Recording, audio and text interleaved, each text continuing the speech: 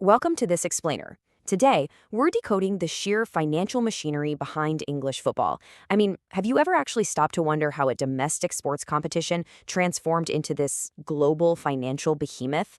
We're talking about a reality where 6 of the top 10 richest clubs in the entire world are playing right there in England. Okay, let's dive into this, because the strategy behind the Premier League's wealth, it's honestly an absolute masterclass in business, branding, and broadcasting. To really grasp the scale we're dealing with, consider the 2024-2025 season.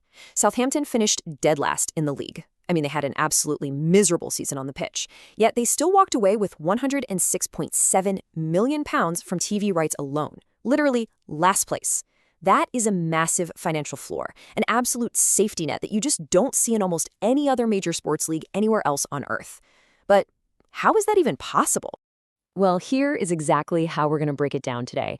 First, we'll look at the billion-dollar breakaway. Then, broadcasting, the financial engine. Number 3, commercial, the global brand. Fourth, match day, beyond 90 minutes. 5, we'll unpack the spending paradox. And finally, we'll wrap up with the Brighton profit playbook. We're going to trace the history, dissect those main revenue streams, uncover a pretty shocking paradox, and look at the perfect profitable outlier. All right, part 1. The billion-dollar breakaway. Let's move to and see how this builds, because this financial dominance, it was definitely not an accident. It was a highly calculated structural decision right from the jump. Seriously, imagine the contrast for a second. Back in the 1980s, English football was really struggling. We're talking crumbling stadiums, major issues with hooliganism, falling attendance, the whole shebang. Compare that to the glossy 4K broadcasts you watch today. Night and day, right? Back then, the biggest clubs were getting incredibly frustrated because they had to share their revenue with the lower leagues. So, in 1992, driven by a serious need for control, those first division clubs literally broke away to form the Premier League. And this breakaway was immediately catalyzed by Rupert Murdoch's Sky TV. They desperately needed a flagship product to drive satellite subscriptions, so they signed a £30 million broadcast deal. Fast forward to today, and that exact same product is broadcast in 188 countries to a cumulative audience of 3.2 billion people. Talk about a glow-up.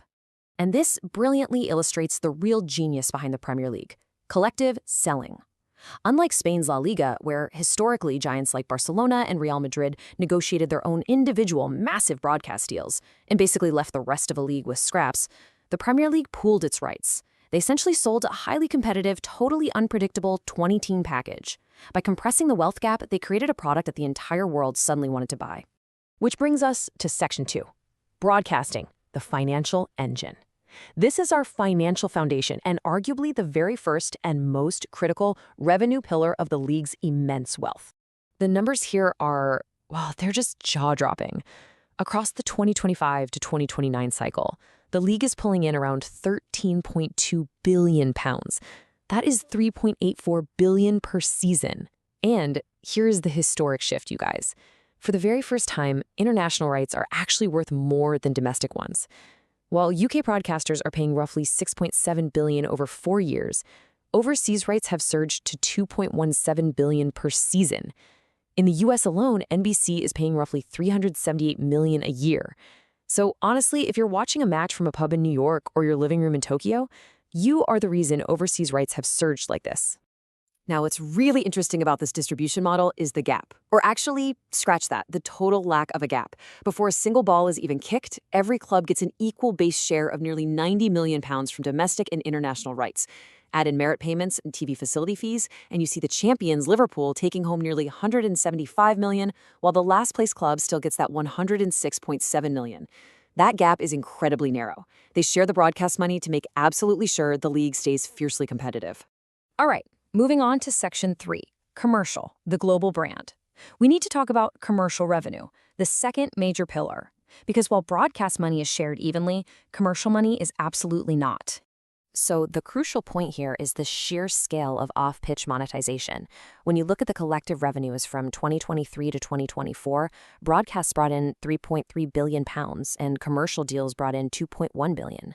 Together, they outweigh matchday income, which sits around $900 million, by roughly 5 to 1. For the clubs in the top 10, commercial revenue now makes up 48% of their total income. You see, the real financial game isn't just being played on the grassy pitch anymore. It's being played in merchandise stores and corporate sponsor boardrooms. But, as you can probably guess, this creates a massive commercial cliff. Effectively, the Premier League splits into two completely different competitions. Across all 20 clubs, sponsorships reached $1.68 billion. But the big six clubs account for 74% of that total. Global brands are basically buying media reach. Take Manchester United. Their deal with Snapdragon is worth over $60 million a year. Meanwhile, smaller clubs get far, far less. I mean, think about Ipswich Town. Their shirt is sponsored by megastar Ed Sheeran, which is cool, but for around £4 million a year. It's a staggering disparity. Let's transition to Section 4, Match Day Beyond 90 Minutes. This is our third revenue pillar, where the actual physical size of a club's stadium acts as its ultimate balance sheet. Today, top clubs do not view their stadiums as places that just, open up for 20 home games a year. Not anymore. They are 365-day-a-year venues. Take Tottenham Hotspur. They purposefully built a £1.2 billion mega stadium designed not just for football, but for NFL games, massive concerts, and heavyweight boxing. Because of this strategic diversification, Spurs generated £329.7 million commercially in a single season. That's a figure that actually exceeds their massive TV revenue. No way, right? When we really break Matchday down, it mostly comes down to three things. First, sheer capacity and ticket sales. Arsenal's Emirates Stadium, for example, consistently runs at over 97% capacity. Second, high-end corporate hospitality. Those VIP suites, they are literal gold mines. And third, retail. Every time a fan buys a 15-pound scarf or a hot pie at the stadium, those unshared funds pour directly into the club's coffers. Multiply that by 60,000 fans over dozens of games, and the revenue is massive. Smaller clubs like Brentford, with a 17,000-seat stadium, simply cannot match that kind of volume. Now for Section 5, the spending paradox. With equal broadcast floors, commercial global empires, and money-printing stadiums, you'd expect massive profits, right? Well, that brings us to the slightly darker side of the story. Okay, let's dive into this massive contradiction. In the 2023/24 season, 16 out of 20 Premier League clubs reported pre-tax losses. Just let that sink in for a second.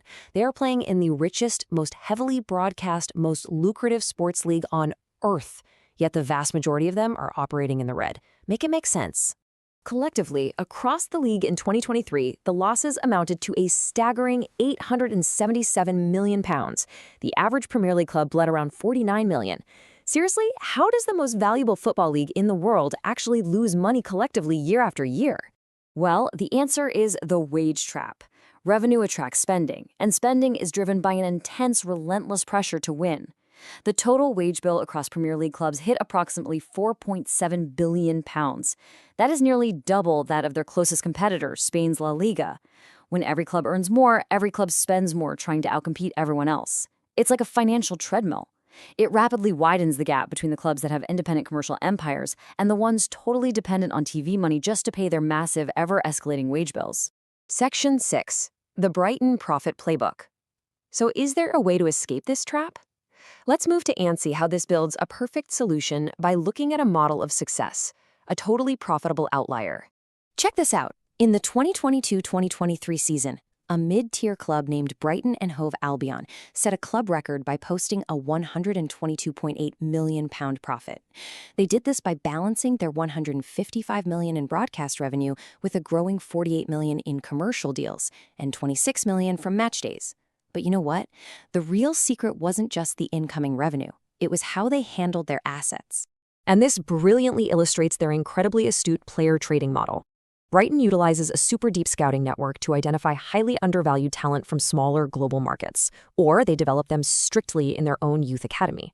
And then they sell them high. They sold Mark Cucurella to Chelsea for £55 million, and academy graduate Ben White to Arsenal for $50 million. They essentially act as a highly profitable talent incubator for the Big Six. It's pretty brilliant.